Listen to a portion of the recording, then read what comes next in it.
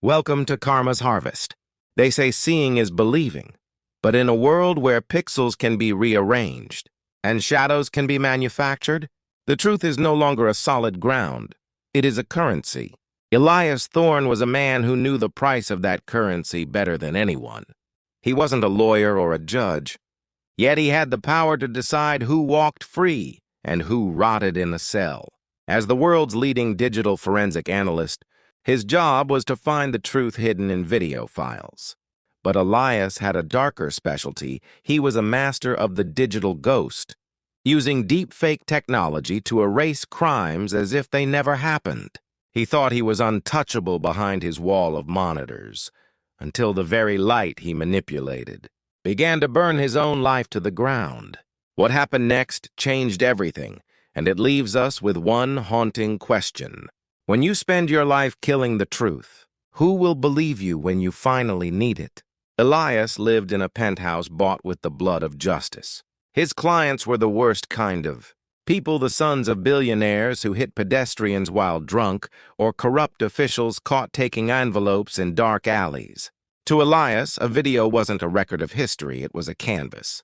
With a few clicks, a bottle of whiskey in a driver's hand became a bottle of water. A red light became green. A face of a killer became the face of a man who didn't exist. He called it optimizing reality. His most recent masterpiece involved a high-profile hit-and-run, where he transformed a fleeing luxury SUV into a humble sedan that had been reported stolen weeks prior. The innocent man who owned that stolen sedan is still serving time today, while Elias's client is sunbathing in the Maldives. Elias didn't feel guilt. He felt like a god. To him, the world was just data, and data could be edited.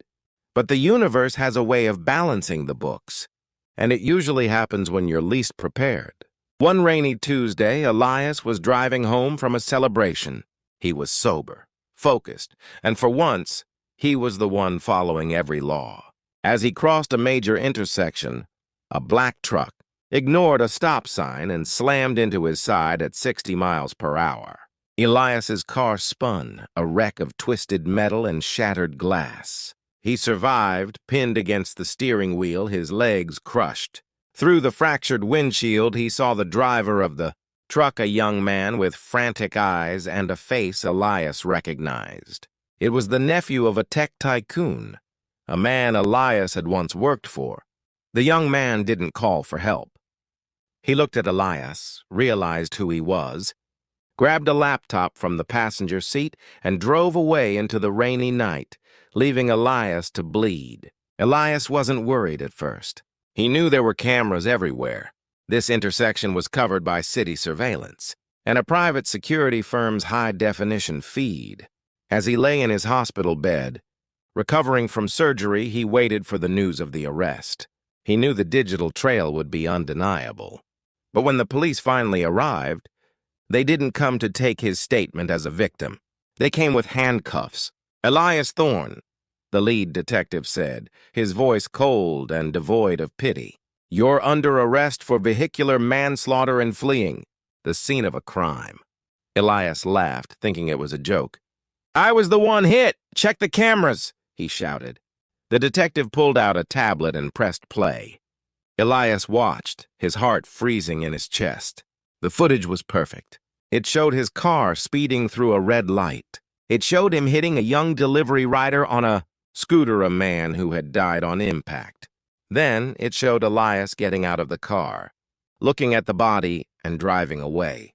The resolution was crystal clear. It was his face. It was his car. The lighting, the rain reflecting on the hood, the way his hair moved in the wind, it was flawless. It was a masterpiece. It was a deep fake so sophisticated that even Elias, the master himself, couldn't find a single pixel out of place. He tried to explain. He screamed about frame rates, about AI-generated artifacts, about the very techniques he had used to save criminals for a decade. But the prosecutor just smiled a thin, cruel smile in the courtroom. Mr. Thorne, the prosecutor said, you are the man who told the world that digital evidence can be faked. You spent 10 years discrediting the very technology you are now trying to use as a defense. If you say this video is a fake, why should we believe you? According to your own published papers, any video can be a lie. And in this lie, you are a killer. The irony was a physical weight, crushing the breath out of him. The man who had made the truth. Subjective was now being buried by the subjectivity he created.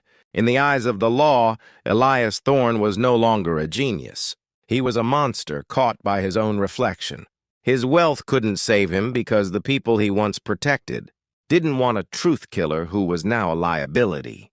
They used his own tools to erase him, just as he had erased others. As the cell door slammed shut, Elias realized that the digital ghost he spent his life conjuring hadn't just taken his freedom, it had taken his soul. But the story doesn't end in a prison cell. There is a reason this specific deepfake was so perfect, and the person behind the screen is someone Elias never expected to see again. Was this just a coincidence? Or was someone playing a much longer game with Elias's life? In Part 2, we will uncover the identity of the digital architect who beat the master at his own game, and the shocking secret hidden in the metadata of the video that put Elias away. You won't believe who was holding the mouse. If you believe that justice eventually finds its way through the screen, hit the subscribe button and turn on notifications. You don't want to miss the harvest in Part 2. Thank you for watching Karma's Harvest.